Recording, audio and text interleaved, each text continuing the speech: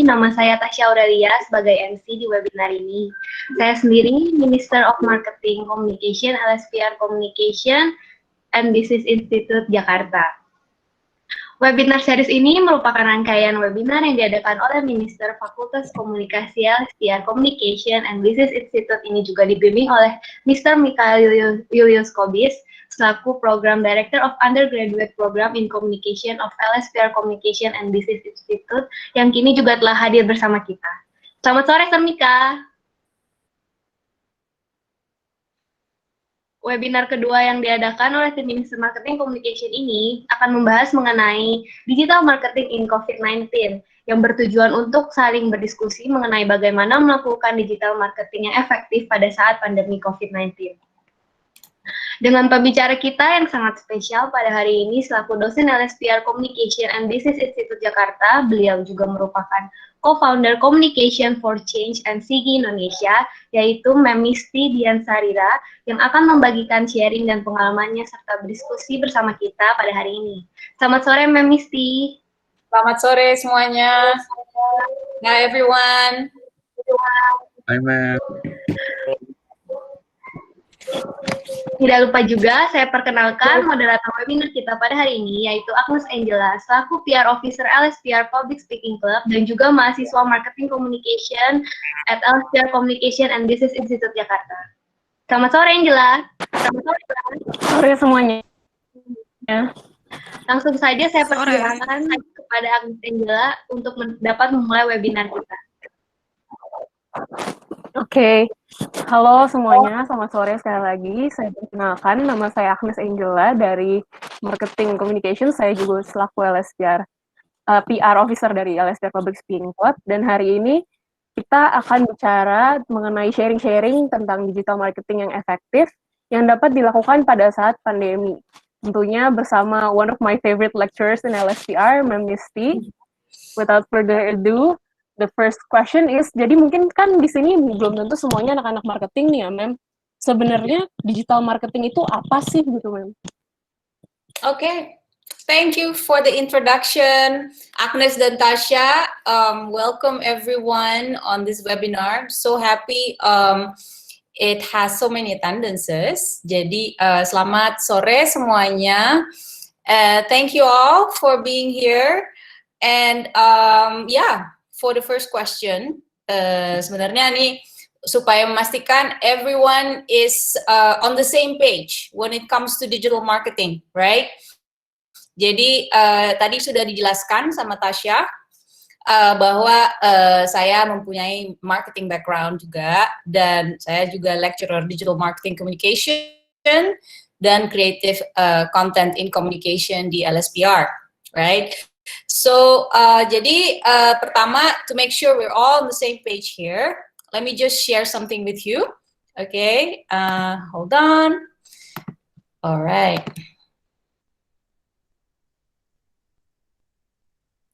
Okay. Let me go to this real quick. Okay.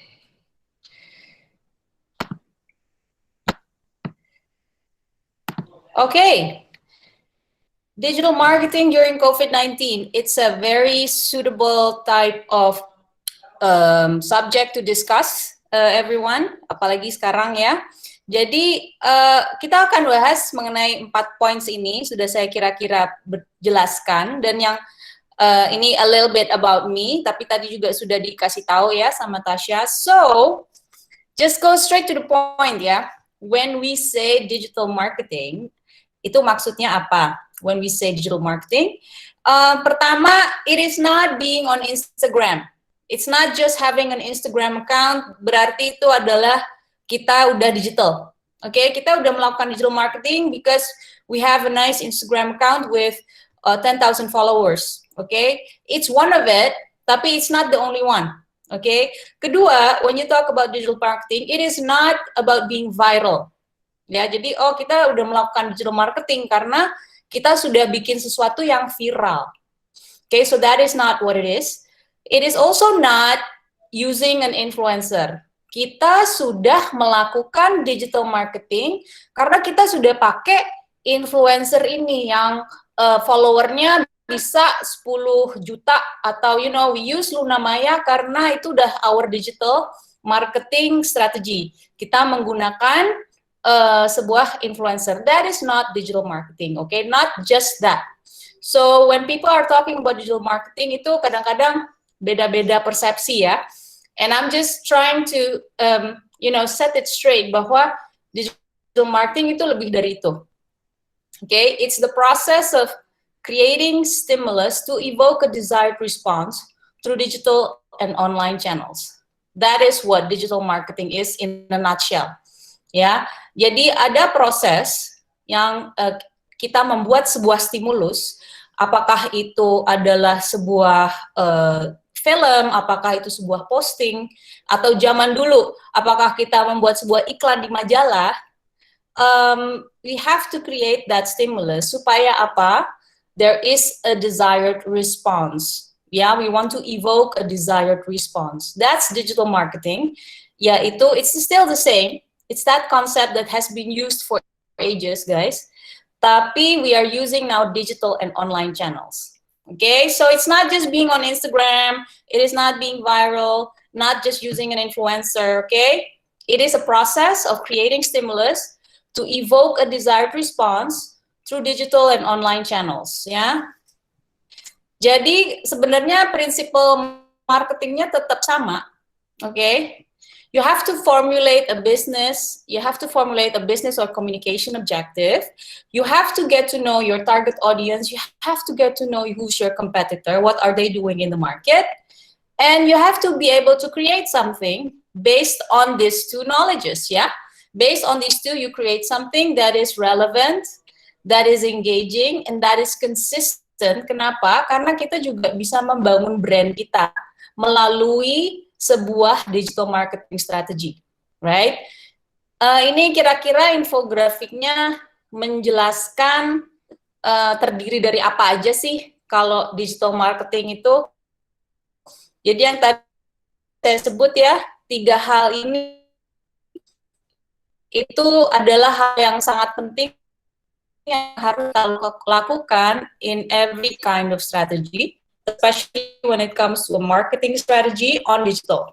Okay, and these are some of the activities that you can do. Yeah, so ini namanya kita decide untuk melakukan sebuah kegiatan SEO, search engine optimization. I think you guys have heard about that. And itu adalah sesuatu yang natural, yang bisa dibilang organik atau yang paid, which is SEM, everything, but it's part of it. Content marketing is also part of it. Jadi kalau kita sering dengar, yuk kita bikin konten, langsung pikirannya adalah social kan, langsung pikirannya medsos. But content marketing, it involves other platforms. When people are writing about your brand in a certain website or in a certain digital article, that's also marketing, tapi on an earned channel, okay? Mobile marketing is also part of digital. Email marketing. Dan kemudian yang paling menyenangkan nih, dari digital marketing, kita bisa langsung ukur hasilnya apa. Ya kalau zaman dulu, I'm saying like it's a long time ago as if I'm really, really old, but I am actually already old, and I have been in zaman dulu era. Jadi, kalau kita lihat, dulu kita harus tunggu setelah kita launch sebuah iklan, kita tunggu dulu hasilnya dari media agency, like, okay, how many people bought that magazine, how many people bought the newspaper, kemudian setelah itu, how many people saw the iklan on the TV, right? Berapa orang yang nonton iklan itu, dan itu baru kita bisa tahu kira-kira seminggu, 2 minggu lah setelah kita tayang iklan. Kalau digital, we can actually already see immediately how we performed. Yeah, that's the biggest advantage of being digital. Okay, and that's what I'm also telling my students. So my students who are here right now, saya dulu di kelas sempat tanya, kalian kalau ngirim brosur, do you guys should go to the post office and buy an envelope and buy a stamp, terus kirim brosur ke klien prospek? And everybody like, no, We don't do that anymore. We just send an email and with a PDF, right? So it's going much faster.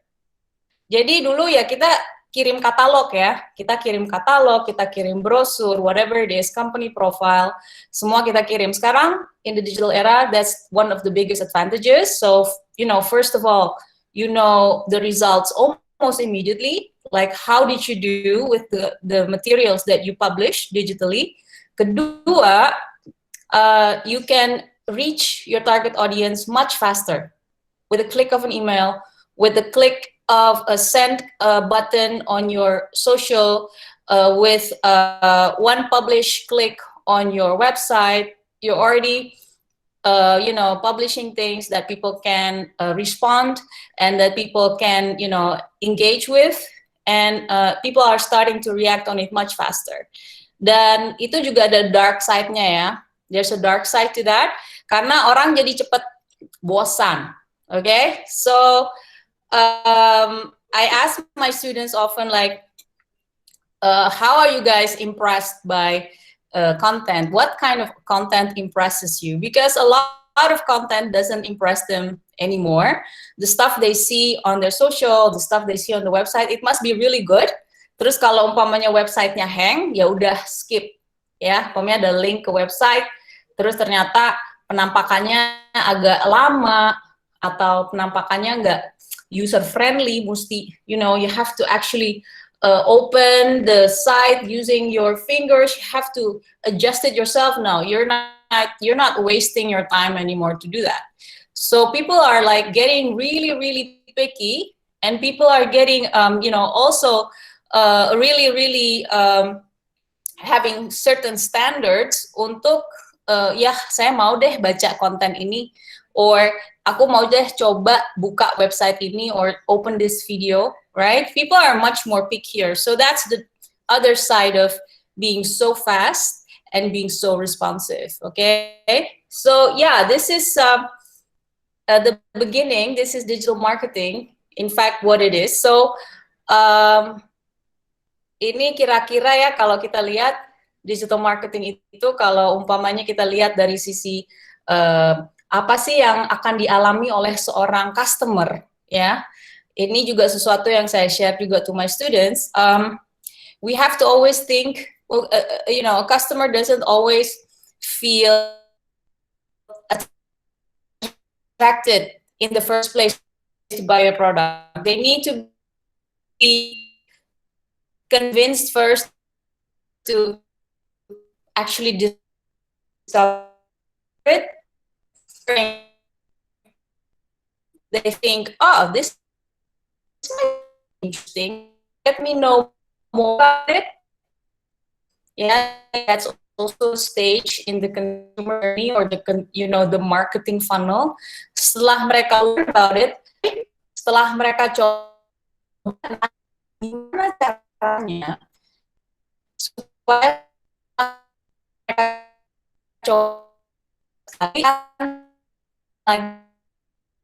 dan coba lagi, dan hanya tapi karena udah kebiasaan other product to ya ceritanya udah maunya buying and purchasing that.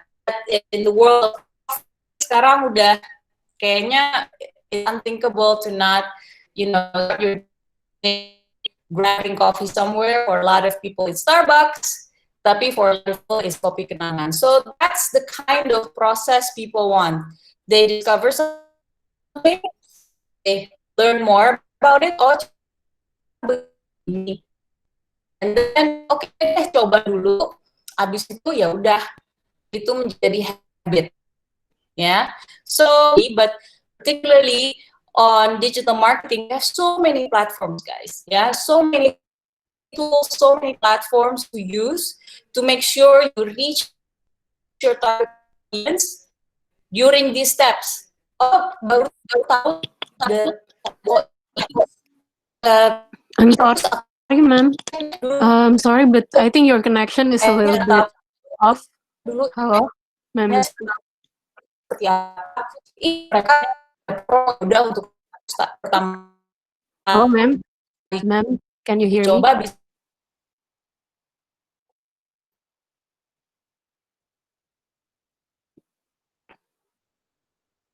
Halo, Ma'am Misty, can you hear me? Oke guys, jadi coba ya sambil nungguin koneksinya speakernya nih yang lagi ada problem. Kira-kira ada yang mau ngutarain nggak kayak dari yang tadi baru ada kalian tahu dari presentasinya Ma'am Misty gitu? Kayak mungkin dari sebelum dengar webinar ini ada yang mikir kalau digital marketing itu cukup di Instagram aja. Ada nggak kira-kira yang kayak gitu? Karena cukup miskonsepsinya cukup umum ya sebenarnya kalau dengar kata digital marketing, orang-orang yang belum pernah belajar digital marketing juga pasti pikirnya cuman kayak paling apa sih YouTube, Facebook, Instagram, udah gitu nggak sih guys? Tapi ternyata waktu dipelajarin rumit juga gitu ya. Ada nggak kira-kira yang mau atau mungkin ada yang mau ngasih pertanyaan gitu?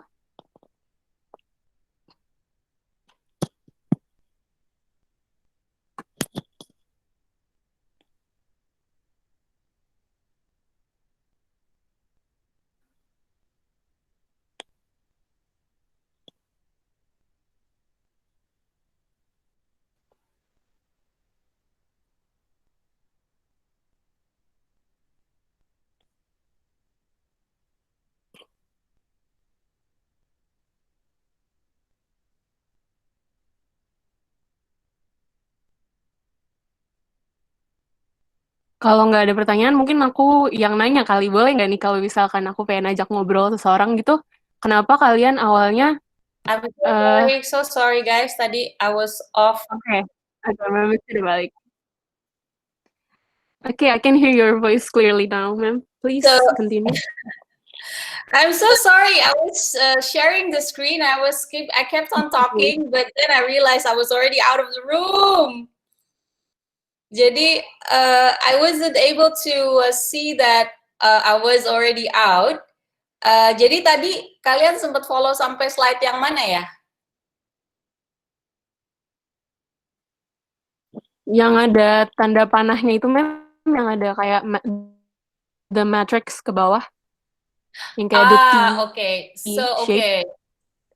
The T shape. Okay. So that is actually that was actually, thank God, that was my last slide. So let me just quickly reiterate what it was. Jadi itu adalah proses gimana digital marketing itu bisa membantu tahap-tahap di mana kita mencoba convince our target audience, right? Di mana kita mencoba convince mereka untuk, actually try and buy it, right? Dan setelah mereka udah coba dan beli, how about you keep on buying it? How do we make you, continue to like what we offer you, right? Jadi itu yang kita sebut, mungkin udah untuk kalian banyak yang di sini udah tahu bahwa itu adalah sebuah marketing funnel or a consumer journey. I think a lot of you are also from marketing communications as well, right? Jadi dari situ kita bisa tahu bahwa bagaimana caranya digital marketing itu reach to all the target audiences that you actually have determined, dan dari cara mereka become aware of your product sampai dengan mereka tetap menjadi kayak langganan, itu kita menggunakan digital platform. Let me try to present again. Agnes, is that okay?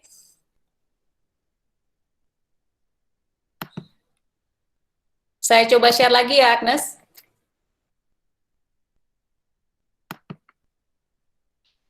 Oke, jadi ini yang terakhir ya, Agnes ya. This is the last one that I presented.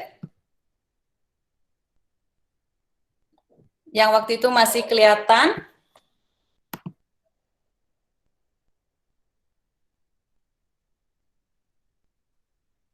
Okay. This is what was still visible, right?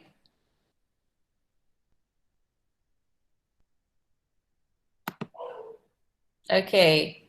So maybe I'll just turn off the camera when I'm sharing so that so that you guys have a better view.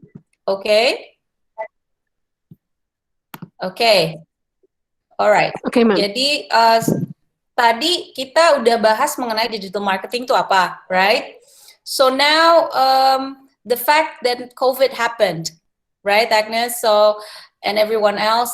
Jadi kalau kita sudah sekarang kita udah bahas ya, kita udah on the same page when it comes to digital marketing, that it's not just having an influencer to promote your product. It's not just having an Instagram account, and it's not just having a viral type of content.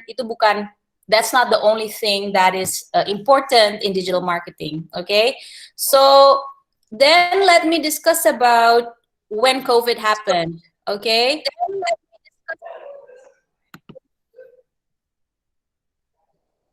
Okay. Yes, ma'am. Yes. Okay. So then COVID happened, right? Itu apa sih yang what happened during COVID? It's not just digital marketing that got affected, semuanya juga, ya. All brands were like this deer staring in the headlights. This is also what I shared to my students. So, ma'am, what happens when COVID happens? This is what happens. Everyone was not prepared. Nobody saw this coming, so we all stared in the light of the upcoming car. We didn't move, we just froze, yeah? And it was a time that people want reassurance, but no one can get a hug. So no one can get a hug, but people want reassurance. It's the time where people are like, what is the future? What does the future look like? What does it mean for me? And then there was also the news that a lot of countries went on lockdown, and no institution is seen as both competent and ethical. Jadi there is also not really a trust that people had on the government. Dan ini not just in Indonesia, ya guys. So it happens all over the world. Nobody really had a trust in their government. Everybody wanted a hug, wanted reassurance, tapi nggak boleh sambil sentuh, ya. So you can actually do nothing to get assurance from others, right? So what did people do? What did people do on digital? What did people do on a digital realm at that time? Okay.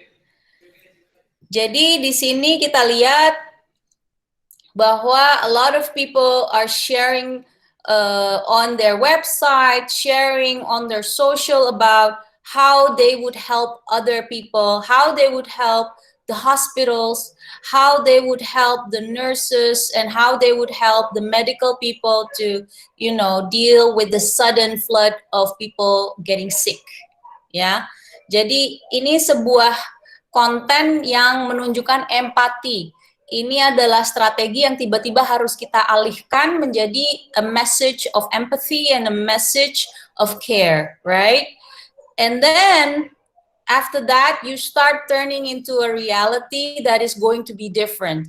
Jadi kita sekarang mungkin sudah muak ya dengar the words new normal, next normal, right? I mean, we hear that so often that right now a lot of people are thinking about it. Either they have their own perspective about it, or they actually, become a bit uninspired by it. Karena kadang-kadang udah sangat sering dengar. And it was in look at this, mid-April, a lot of people started talking about work from home. Gimana sih caranya? Karena udah nggak bisa lagi ngantor. Ini sejak kapan nih kita udah online session terus, ya kan? Di awal LSPR thought that we can just maybe have 4 online sessions first and then we can go back to class. But no, that's not going to happen. And we had to adjust to these changes that were imposed by the government because it is for our own health, it is for our own safety. Jadi mereka membuat sebuah campaign yang dilakukan digital, dibuatnya mengenai work from home umpamanya, ya. Dan kemudian sudah mulai berpikir bagaimana caranya ya kalau kita akhirnya sudah boleh masuk kantor lagi, atau kalau sekarang kita mau rapat, itu gimana caranya. Dan di situ kita udah ketahuan bahwa a lot of people have started thinking about how they should make their working space, their product, their brand COVID-19 ready. Yeah. And then eventually after we went through that, remember the deer ya, dari yang kita kaget, kita udah kayak tersentak dan what's happening to us, to eventually going towards thought leadership, okay? To things like this, what you guys are now doing, okay? What you guys are now doing this webinar, sharing information, creating moments of learning, just, you want to help each other out, you want to empower each other. That's already some sort of thought leadership, you guys. It's really good that you guys are doing this. And it is empowering each other. That kind of message that is being brought forward is a really strong message that is being done digitally. Karena, again, kalau zaman sekarang kita mau beli koran juga udah agak susah. People will always consume their own news and their content via digital platforms. Ya, jadi inilah yang terjadi di digital platforms. In digital marketing, apalah yang terjadi di digital marketing, kita lebih fokus ke arah, konten kita harus seperti apa nih. Digital marketing kita nggak mungkin dong kita tiba-tiba bahas mengenai, ayo daftar race sekarang, atau kita mau pergi ke event apa in bulan Juli. Itu udah nggak relevan lagi ya, everyone. So you have to make sure you create a digital strategy. Digital marketing itu dibuat dengan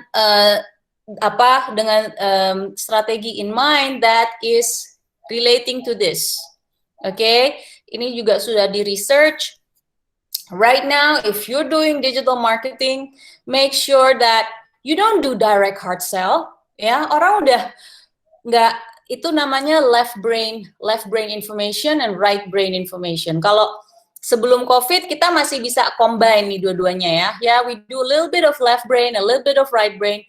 Right now, nothing that is left brain is working ya. Direct hard sell, ads focus on things, ads pandering to self-image, yang kebanyakan kata-kata, yang ads yang agresif, hard sell, straight to the point, menjual produk, itu yang terlalu menunjukkan keunggulan gitu ya, nobody really cares. People now are more receptive towards right brain type of communication. Ya, right brain itu adalah hal-hal yang lebih human. Okay?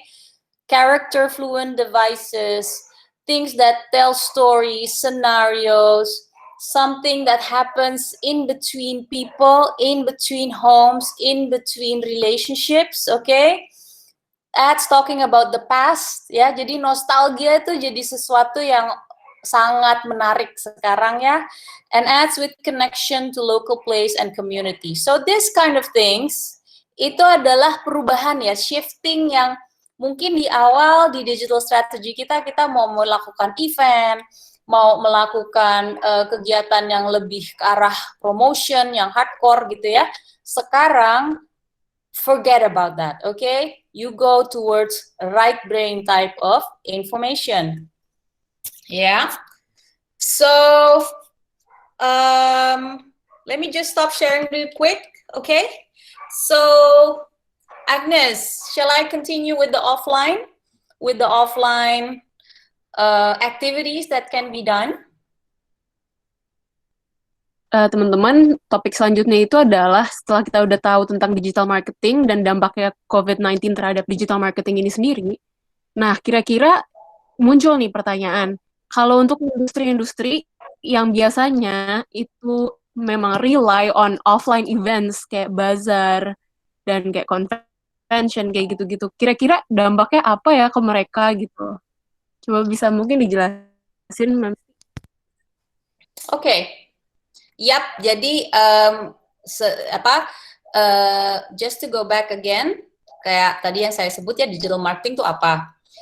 Di awal saya sebut digital marketing itu ada menggunakan beberapa tools, menggunakan beberapa channels, tapi kebiasaannya adalah kita nggak eksklusif di digital, karena we still need to have that connection with people, we still need to see people face to face. Jadi biasanya adalah sebuah kombinasi ya, kombinasi digital, lalu kombinasi dengan juga yang offline, kegiatan offline. Nah, sekarang we have to go fully online, right?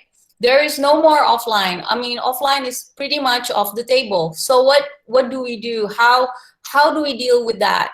Ya, jadi I assume that a lot of brands and products sekarang nggak ada lagi yang bisa dibilang nobody is now doing exclusively offline, itu udah jarang. Ya, karena itu juga agak you know, if it's a bit backwards when you don't do anything digital at all, you have to do something that is digital as well.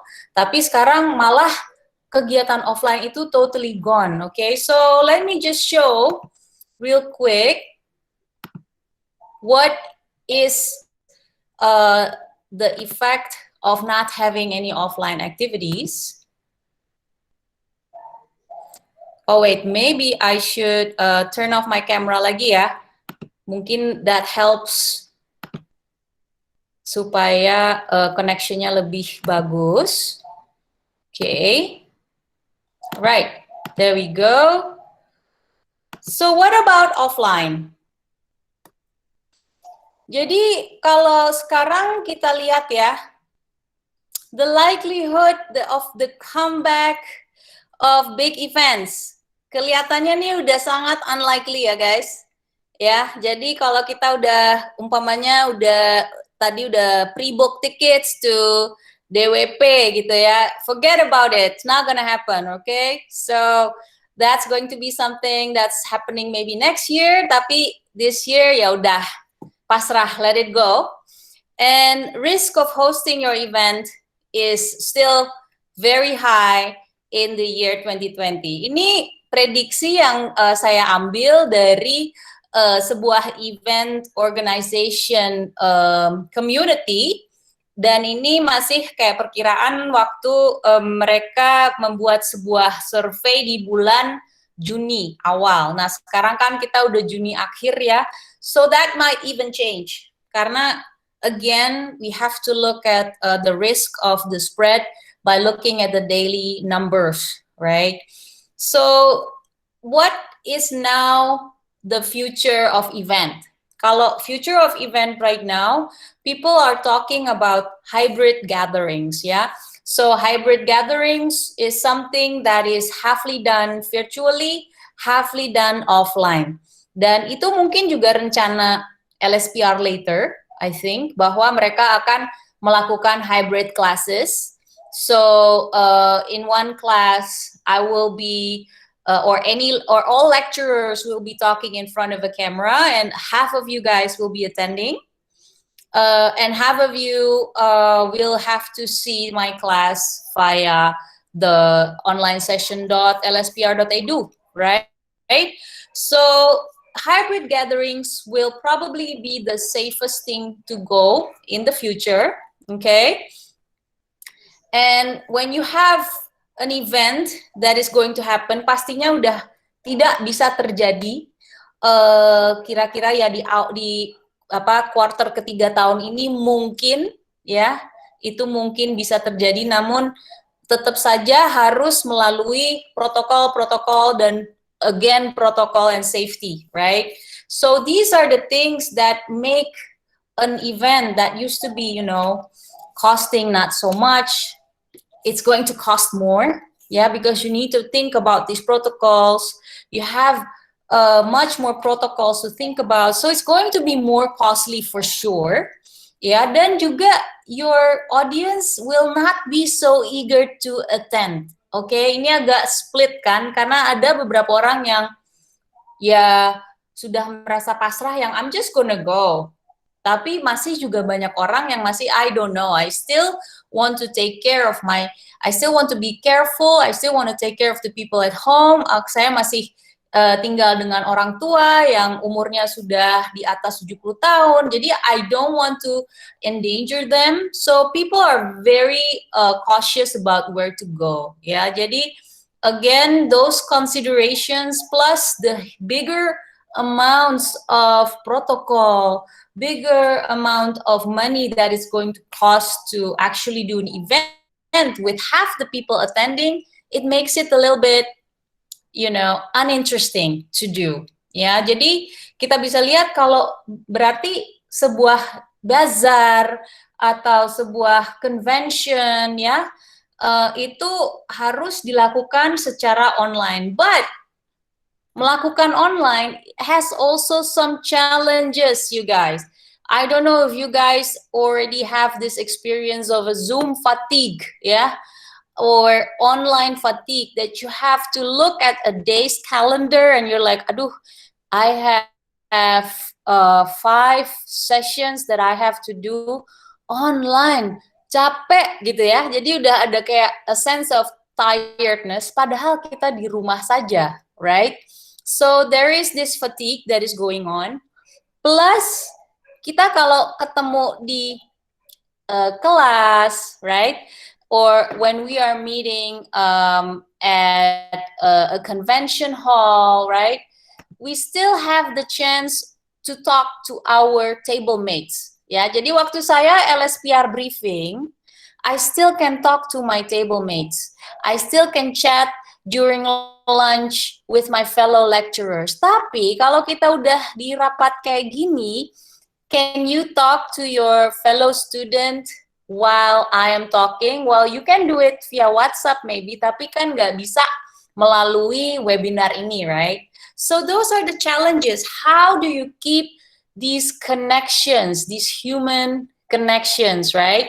You cannot keep those human connections, you cannot have these human connections that you have during actual events. Itu challenge-nya, everyone. Jadi pertama, the challenge of Zoom fatigue itu ya, jadi kita udah capek sebenarnya untuk bicara, tadi kayak saya, bukannya saya capek ya, tapi tadi saya bicara ngobrol panjang lebar, terus tiba-tiba ternyata saya udah nggak di dalam room lagi, right?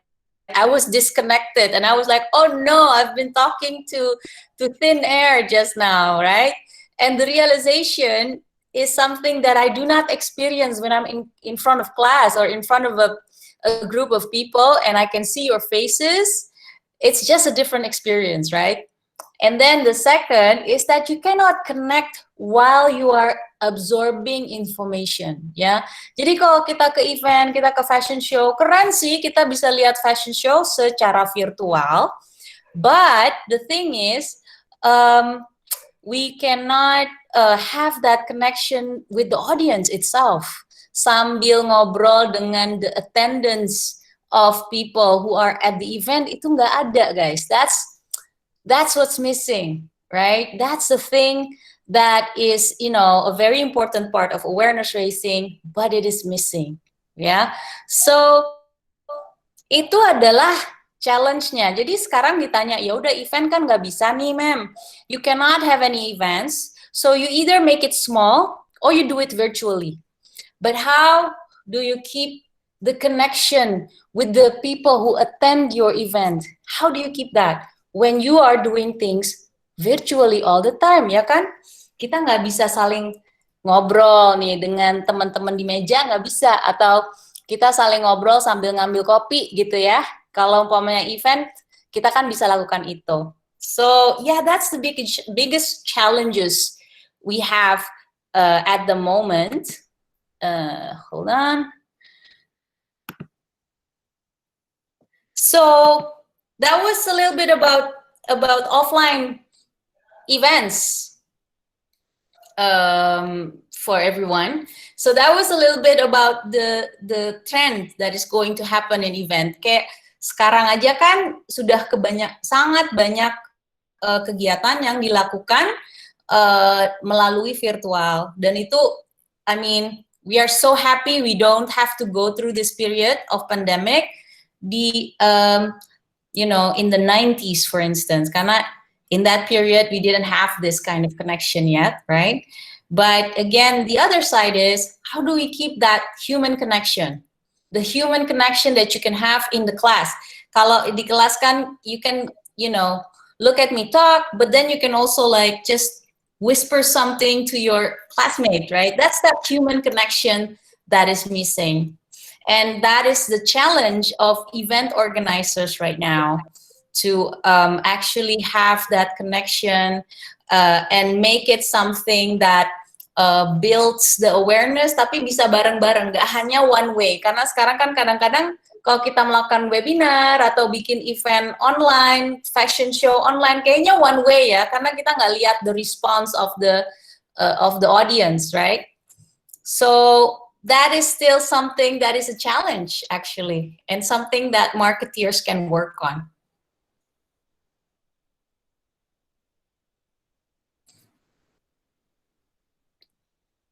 So that is a little bit about the offline events, Agnes. Okay, thank you, Ma'am Misty, for the elaborate explanation.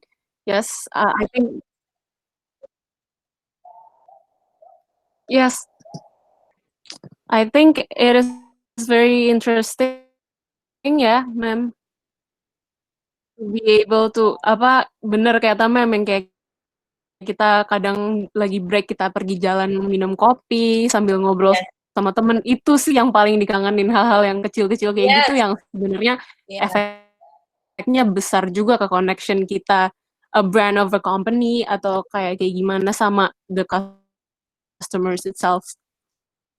Terus ada satu lagi nih, Ma'am, probably ada yang udah punya brand, or kita masih future efektif untuk menggunakan digital marketing sebagai promotional tools. Okay, yes, that's the last part. So, jadi untuk sekarang, apa sih yang bisa dilakukan for current brand owners and people who actually are running a brand? What can they do with digital marketing now? What are some tips, right? And I'm going to hold on. I'm going to grab my charger real quick, Agnes, because it's almost dying. Real quick. Oke. Kalau dipikir-pikir, teman-teman, itu salah satu juga nggak sih challenge-nya kayak untuk online meeting dan lain-lain? Ada nggak sih yang udah ngerasain banget kayak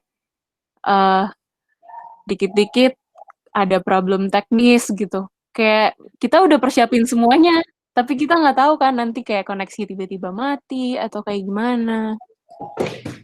Bayangin kalau misalkan itu cara your brand or your company lagi ada launching or anything, kayak itu jadi concern juga nggak sih menurutku sih kayak gitu. Okay. Sambil nunggu. So I'm safe. Tadi saya lihat. I'm back. Jadi tadi tinggal 4%. Sorry guys. I just realized it. I'm like, oh no, I don't want to be shutting down right now. So those kind of things, you know, when you're doing a webinar, when you're doing a virtual meeting, it's like you have to consider all those. And kalau kita di rapat beneran kan, it's actually more, you know, it's not a big problem. It's like, oh ya udah, grab it real quick. But then you can still see me, right? Nah kalau kayak gini kan, oh wait, nanti ada apa gitu ya. Jadi those are things that we need to actually consider, and making sure that people don't get fatigued. Jadi kayak capek karena udah mengalami semua hal melalui channel virtual, right? I think you guys understand what that means. You guys probably see everything already via a screen, and you just sometimes feel tired looking at a screen all the time. So how do you make digital events still interesting, right? So we go to the last question right now, or the last topic. Okay. Yes.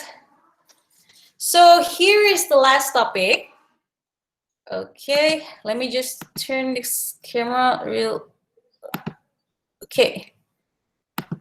Last topic is what brands should be doing right now. Ya, jadi digital marketing sekarang bagusnya diterapkan seperti apa? Ya. Nah, tadi kan saya udah kasih contoh ya, kira-kira setelah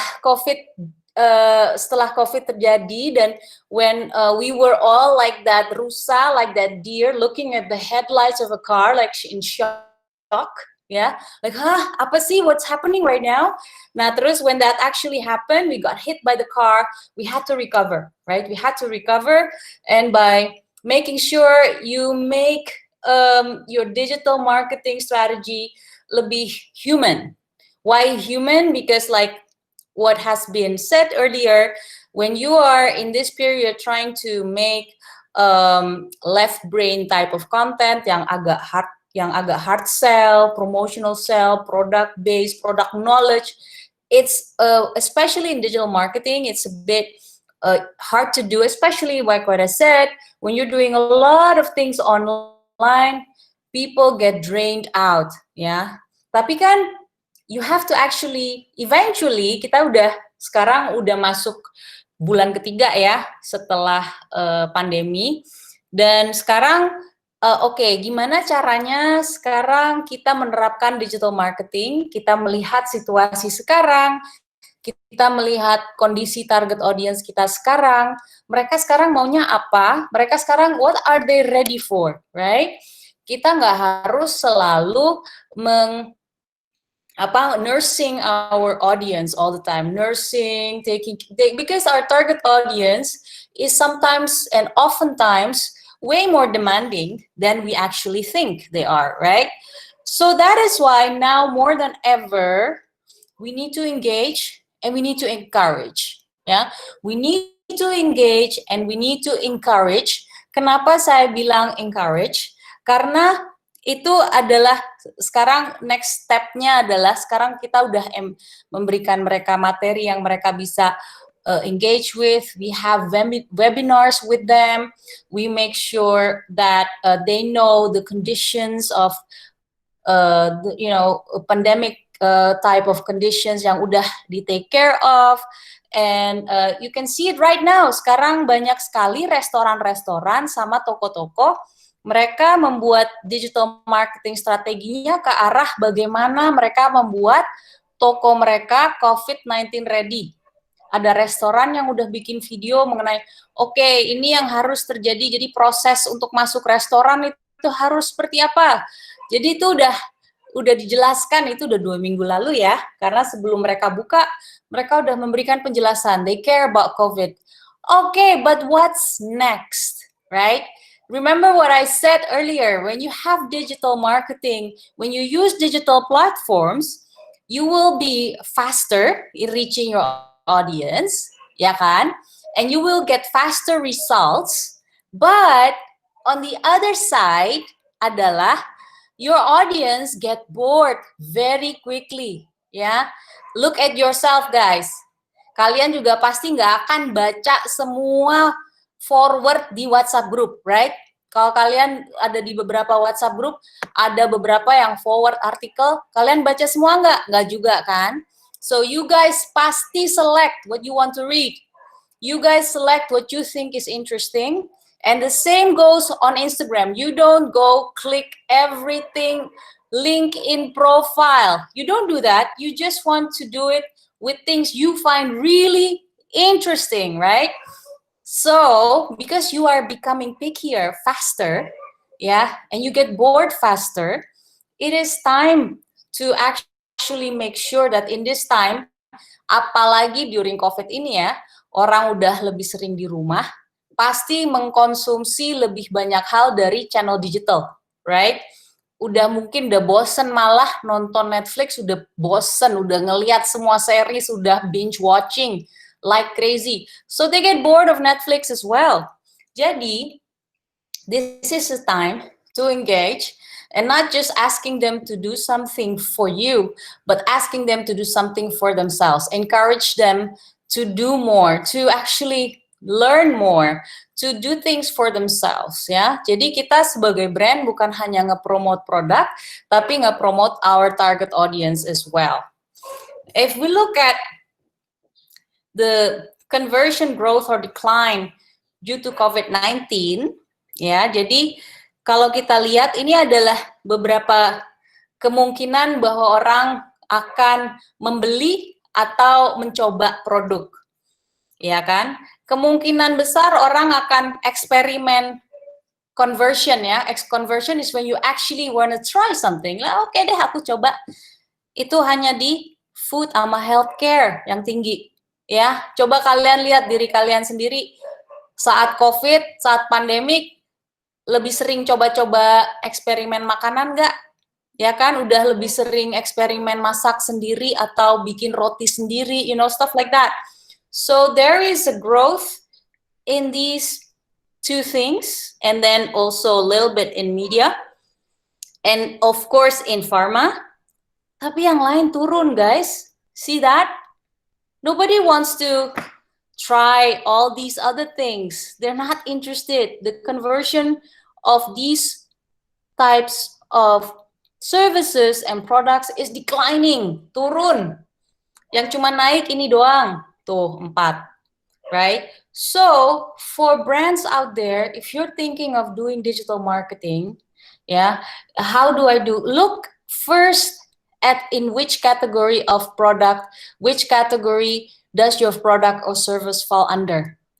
Yeah, check it out. Karena if you are here, it's going to be harder for you, and you have to work harder to make sure that your digital marketing strategy, it is going to make sure that it's not going lower at least, tapi agak meningkat dikit lah, ya. Jadi first things first, I'm not gonna give you like quick tips. I'm not gonna tell you about, oh, bikin konten viral atau ayo kita kerjasama dengan influencer. No, that's not digital marketing. Remember what I said ya guys. Jadi sekarang kita lihat dulu, what kind of business are you in and what is the condition of your business, ya. Kalau inilah condition of your business, then you have to create your objectives based on this, ya. Jadi kita hanya bisa menentukan arah digital marketing kemana kalau kita sudah tahu kondisi bisnis kategori kita, sektor kita itu seperti apa, oke? Okay? And you have to also look, if I'm going to do marketing, where will I be thriving? Will I be maintaining? Will I be surviving? Or will I be investing?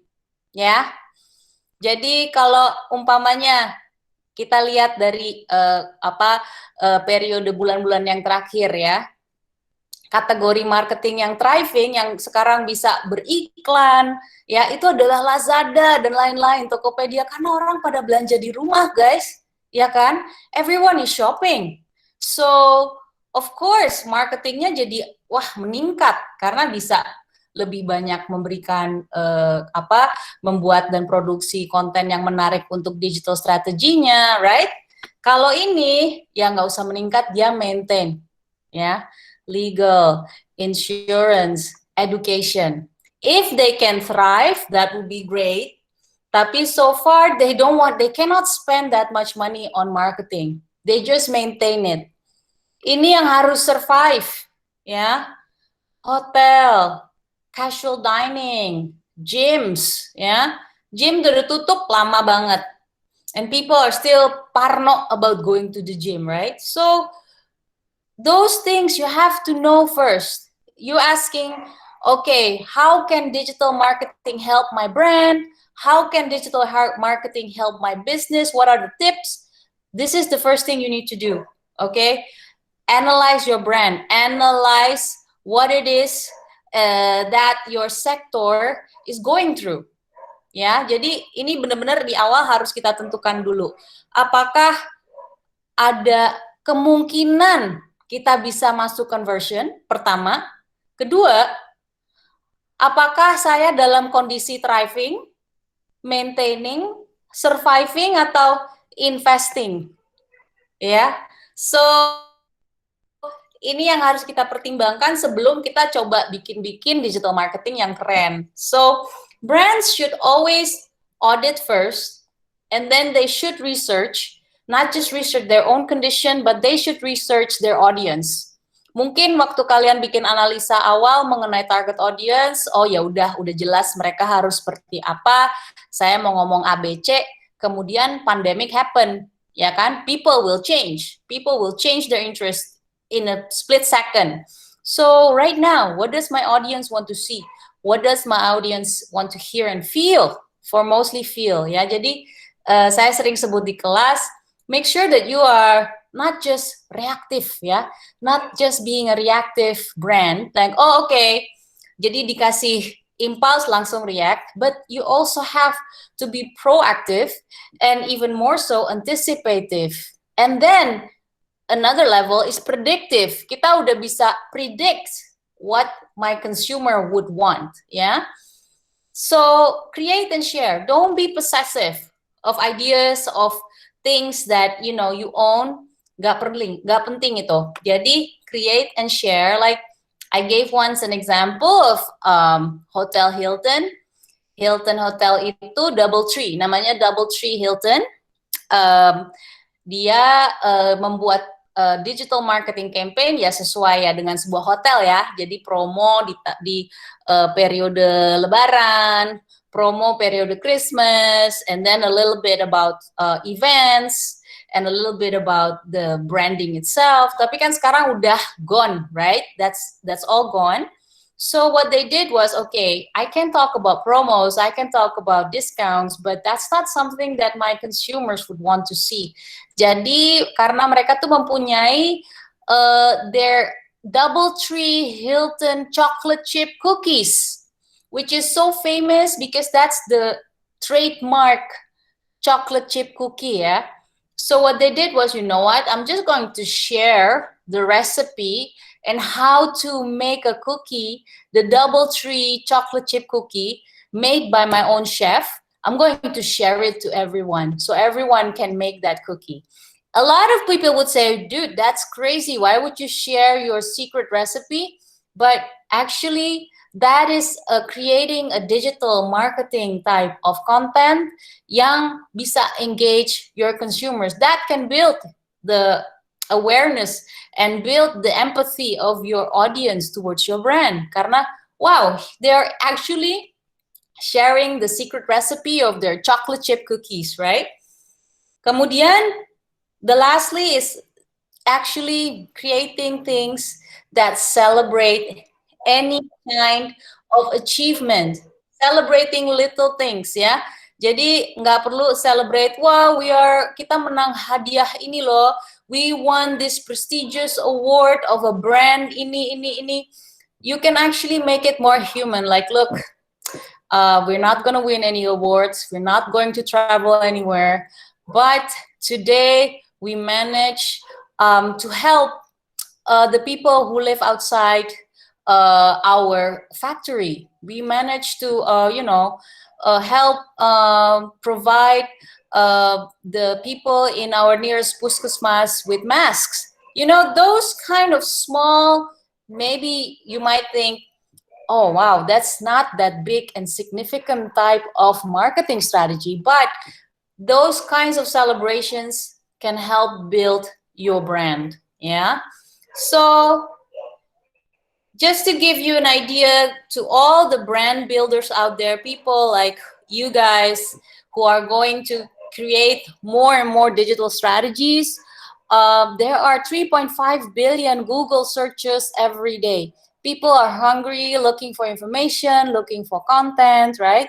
So there is, it might seem a bit overwhelming, and this should not make you discouraged, but it should, encourage you to create engaging, creative content that is really something that wants to celebrate people, that wants to celebrate your brand, and that really wants to create and share.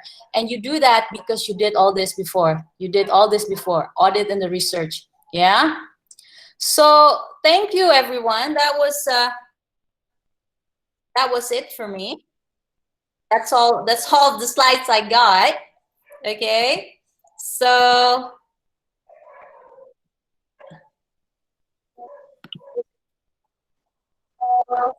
Okay, thank you, Ma'am Misty, for the explanation tadi ya.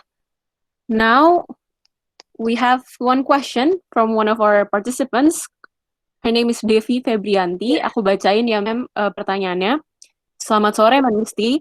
Saya Devi ingin bertanya, menurut Ma'am, strategi growth hacking marketing yang sesuai dengan e-commerce Traveloka, gimana ya, Ma'am, saat masa pandemi ini? Karena tentu ini akan berpengaruh juga pada customer cycle. Berbeda dengan Gojek, meskipun sama-sama brand yang berfokus pada akomodasi dan transportasi, Traveloka ini sepertinya bakal sulit untuk adapt dengan masa pandemi ini. Coba gimana ya, Mem, kira-kira untuk brand Traveloka ini specifically?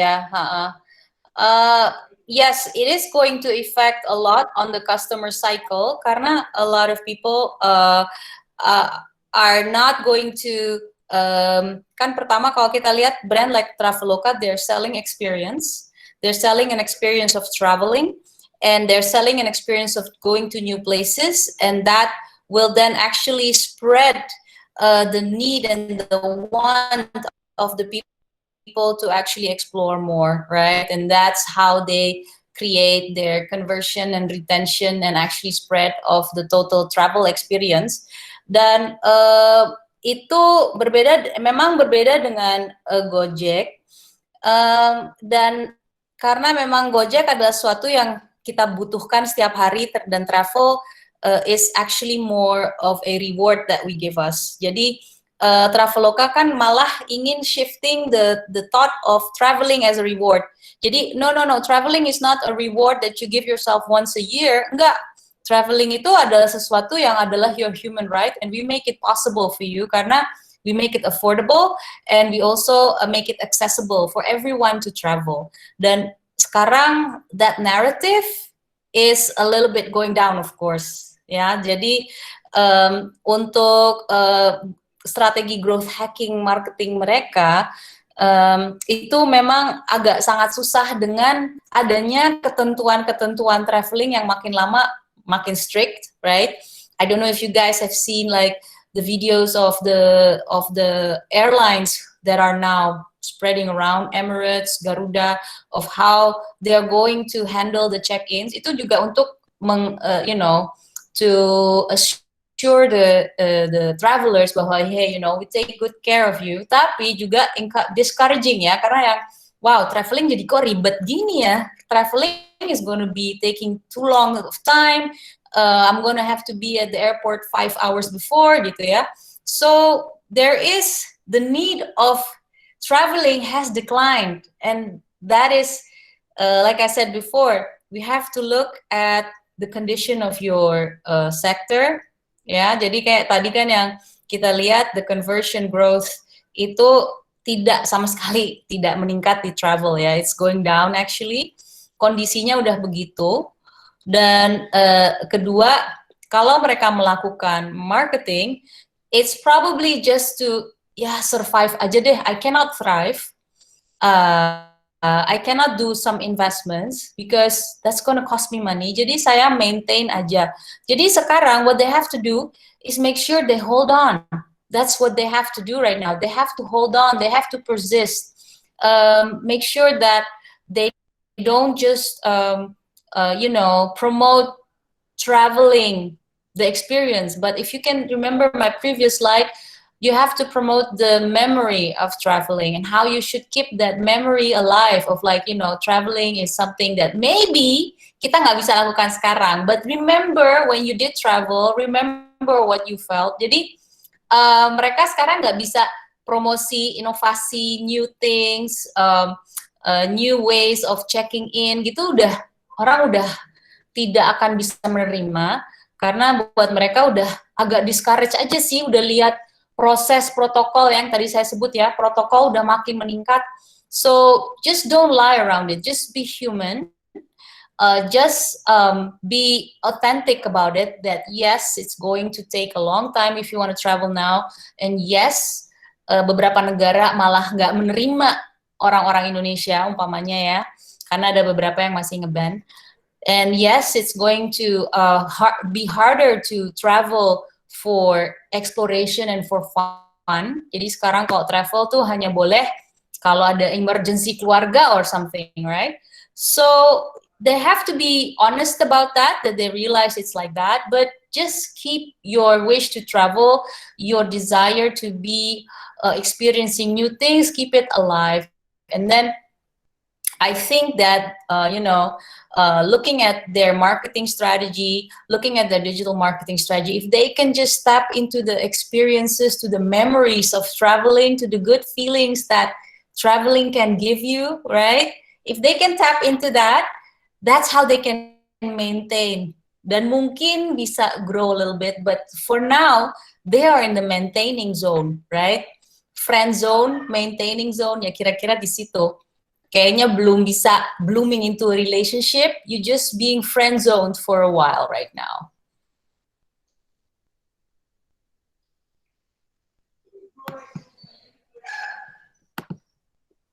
Okay, so yeah, thank that you, was my ma'am, answer. Oke, terima kasih banyak, Any ma'am, other untuk questions? jawabannya. Kalau misalkan ada Thank yang you. punya pertanyaan lagi, mungkin bisa ditinggalin di kolom chat. Dan kalau misalkan udah nggak ada pertanyaan lagi, aku balikin ke MC-nya, kepada Tasya, tempat dan waktu, dipersilakan. Ya, makasih Agnes. Wah, luar biasa sekali ya sharing yang diberikan oleh Mbak Misti. Dapat lihat juga antusias teman-teman yang untuk ikut webinar ini. Pertanyaan yang belum dijawab ditulis aja di kolom chat, nanti bisa dibalas melalui email ya teman-teman. Sebelum webinar ini selesai, saya mengundang teman-teman semua untuk menyalakan kamera agar kita dapat foto bersama. Yuk, dinyalain yuk kameranya yuk.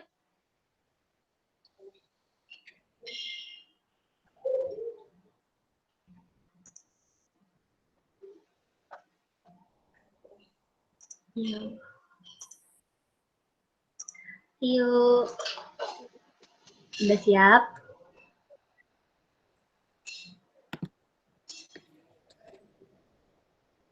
Udah.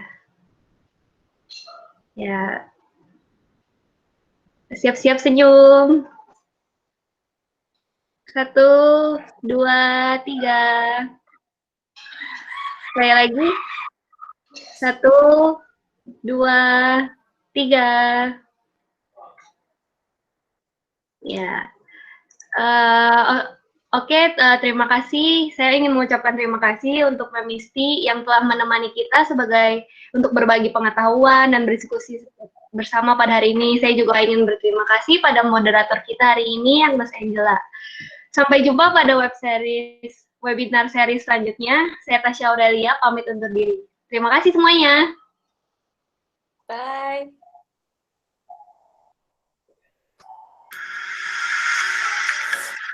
Goodbye.